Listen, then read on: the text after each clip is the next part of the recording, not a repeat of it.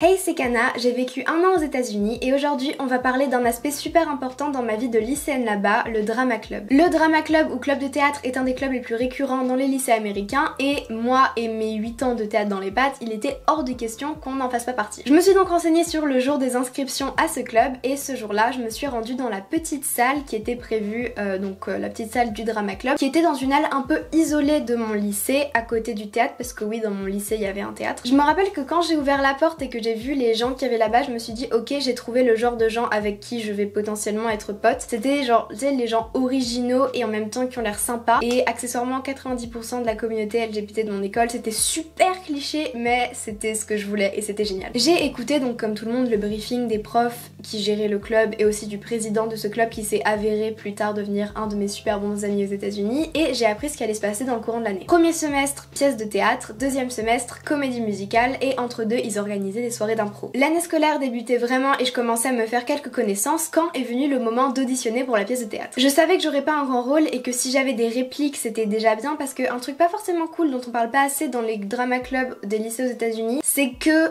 la répartition des rôles est hyper biaisée. C'est toujours les mêmes qui ont les gros rôles. Parfois ils donnent le rôle principal à un freshman histoire d'avoir bonne conscience, mais c'est vraiment toujours les mêmes qui ont le temps sur scène. Et ça c'est pas forcément cool, mais c'est pas moi qui allais changer les choses, surtout qu'ils font pas forcément confiance à une française pour avoir un bon rôle parce qu'ils ne connaissaient pas mes capacités, et que forcément donner le premier rôle à quelqu'un dont la langue maternelle n'est pas l'anglais, c'est très risqué. Je savais pertinemment que j'allais finir dans ce qu'on appelle l'ensemble. En fait c'est tous les petits rôles qui passent de temps en temps sur scène pour dire 2-3 répliques. Et ça me dérangeait pas spécialement, même pas du tout, parce que tout ce que je voulais c'était participer au truc et aussi me faire des potes dans la foulée, parce que forcément du coup j'allais passer du temps avec les gens. Mais bon, fallait quand même que j'auditionne et pour ça fallait que je prépare un monologue de mon choix. Et les monologues pour moi honnêtement c'est pas du tout nouveau, j'en ai appris beaucoup pendant des années, j'en connais encore, mais il faut dire qu'en anglais c'est un petit peu différent. Donc voilà, le jour J, franchement pas du tout stressée, je suis allée dans la salle, j'ai présenté mon monologue, j'ai ébloui tout le monde par mon incroyable talent alors que l'anglais est pourtant pas ma langue maternelle, et je suis partie. Quelques semaines plus tard, les rôles étaient affichés sur un panneau, oui, comme dans les films, et c'était pas une surprise, j'ai eu Ensemble. Mais j'avais quelques répliques, donc c'était cool. Les répétitions ont commencé et je me suis rendu compte qu'au niveau technique, là-bas, en fait, ils rigolent zéro. Là où nous, en France, quand on fait du théâtre, on a un peu de décor, là-bas, ils ont genre des poulies, des manivelles, en fait, c'est vraiment un vrai théâtre. Et en fait, ils ont ce qu'on appelle les crews. Donc il y a le crew qui va être plus technique, donc ils vont faire les lumières, qui vont gérer les micros, parce que oui, on avait des micros, qui vont gérer donc tous les micros, tous les trucs techniques, etc. Il y a le crew du maquillage, il y a le crew des costumiers, il y a le crew du décor, donc ceux qui construisent le décor, parce qu'on avait genre des vrais décors badass. Il y avait, bon du coup forcément le crew des acteurs et l'ensemble, et il y avait les... je sais plus comment ils s'appelaient, mais le crew genre des techniciens mais qui bougeaient les trucs sur scène, et eux c'est mes potos, c'est mes gars sûrs, ils sont trop gentils, ils sont trop sympas, c'est toujours le chaos chez eux, c'est un délire, ils sont toujours en mode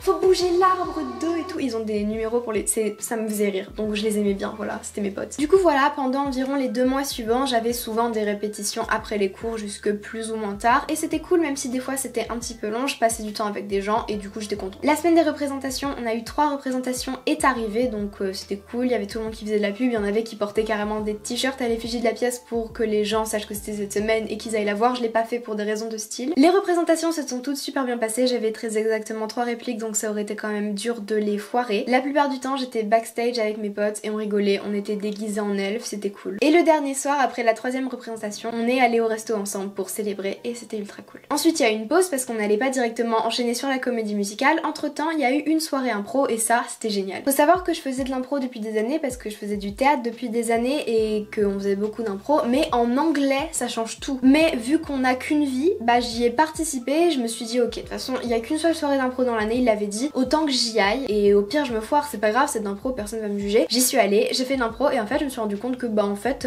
c'était cool en anglais aussi, donc j'étais assez à l'aise en anglais pour réussir à faire de l'impro. Je pense que ça montre une barrière quand t'arrives, enfin ça lève une barrière. Quand t'arrives à faire de l'impro en anglais dans une langue étrangère, c'est que tu commences vraiment à être bon. J'ai participé à presque tous les exercices, je levais la main quand il fallait des volontaires, etc. Vraiment j'étais en mode ouais j'y suis normal quoi. Il y a même eu le jeu, vous savez, dans Victorious où tu dois commencer une phrase par une certaine lettre suivant l'ordre de l'alphabet, et j'étais en finale.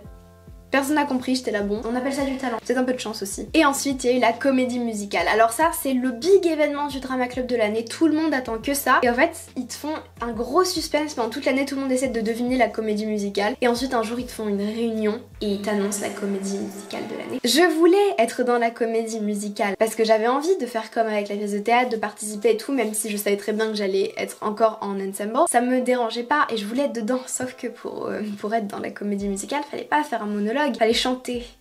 L'audition, c'était chanter. Du coup, je me suis dit, bon, bah du coup je vais devoir chanter. Je me suis retrouvée le jour de l'audition dans un couloir avec une cinquantaine encore une fois d'autres personnes à répéter une chanson que j'allais chanter devant un jury. J'aime beaucoup me mettre dans ce genre de situation, je dois sortir de ma zone de confort parce que chanter devant des gens, comment dire que c'est pas du tout quelque chose que je fais on a daily basis. Du coup je me suis dit ok, t'as qu'une vie, tu vas le faire, au pire si jamais tu chantes pas bien, tu sauras même pas qu'ils ont pensé que tu chantais mal. Voilà, t'as envie d'être dans la comédie musicale, faut chanter, donc je vais chanter. Ça c'est un truc que je fais beaucoup, je dis oui ok je vais le faire sans vraiment penser à est-ce que j'en suis capable etc, parce que au moins même si je me foire j'aurai une bonne histoire à raconter et si je me foire pas j'aurai une nouvelle opportunité ou alors je construirai une nouvelle corde à mon arc et ça c'est toujours bien. Je me fourre dans énormément de situations où je suis pas dans ma zone de confort, j'en parle beaucoup d'ailleurs. N'hésitez pas à vous abonner et à me suivre sur Insta et à activer la cloche, c'est dans le désordre mais allez au calme c'est pas grave parce que je me mets extrêmement souvent dans ce genre de situation, donc si vous voulez suivre ce genre d'aventure, parce que forcément à chaque fois c'est très fun hein, pour vous, pour moi moyennement, c'est fun après quand je le raconte mais sur le coup je me chie dessus, donc si vous voulez suivre ça bah suivez-moi, je vous promets que je vais recommencer à faire des trucs de dingue quand je pourrais faire des trucs comme ça. Du coup voilà, petite parenthèse terminée, donc je suis arrivée dans la salle avec 3 autres personnes. Ils ont dit qui va en premier, je dis moi, parce que si jamais je vois quelqu'un d'autre chanter, ça va me faire stresser encore plus, du coup j'y vais. And then came a day in a chilly rain, a child was born in sweat and pain, but they loved him still and they called him Cain in the wasteland. Voilà, chanter n'est clairement pas mon plus gros talent, mais je suis bien meilleure en chant que je ne le suis en danse. Et c'est là que l'enfer a commencé. Parce que je n'avais pas réalisé que quand tu étais dans l'ensemble, donc techniquement pour moi il fallait passer 2-3 moments sur scène comme dans la pièce de théâtre d'avant, j'avais pas réalisé que dans une comédie musicale, tout l'ensemble dansait. Les répétitions pour cette comédie musicale, c'était l'enfer pour moi. Ceux qui me connaissent et qui regarderont cette vidéo ne pourront qu'imaginer. Je suis la personne la moins coordonnée et la moins douée en danse que je connaisse. Je n'ai jamais rencontré quelqu'un qui n'ait aussi peu de prédisposition à la danse que moi. Je suis une merde. Et du coup, j'étais pas bien parce que moi, il fallait que j'apprenne des chorégraphies. J'étais en mode non. Et en plus, il y avait le Covid qui commençait à monter et je me doutais que la pièce allait être annulée. Et du coup, j'ai fait non. Je me retire de la comédie musicale. C'est pas possible, je ne danserai pas. Donc, j'avais pas forcément envie de le faire. J'avais fait la pièce de théâtre, ça m'avait suffi. J'allais passer du temps avec mes potes en dehors du drama club, ça m'allait. Du coup, je suis partie de la pièce. J'ai dit ouais, finalement, je vais pas y participer. Ils m'ont dit ah, ok, d'accord. Et ensuite, il y a plus d'école parce qu'il y avait le Covid et après je suis partie et je parle encore à mes potes du drama club, mais voilà c'est tout pour mon expérience avec le drama club. C'est une fin extrêmement abrupte, j'en suis consciente, mais voilà c'était mon histoire avec le drama club. J'espère que ça vous aura plu et que vous en aurez appris des trucs. Si jamais vous êtes étudiant d'échange ou que vous allez être étudiant d'échange aux États-Unis, inscrivez-vous dans un club, c'est vraiment là que vous allez vous construire une vie sociale, je vous promets ça vaut vraiment le coup. Et puis aussi vous pouvez essayer des trucs et c'est toujours bénéfique. J'espère que cette vidéo vous a plu, n'hésitez pas à me dire en commentaire si vous avez des idées de vidéos que vous aimeriez que je fasse, que ce soit sur mon année d'échange ou non. Abonnez-vous, la cloche, Insta, vous connaissez la chanson, je vous l'ai déjà dit, et moi je vous dis à la prochaine.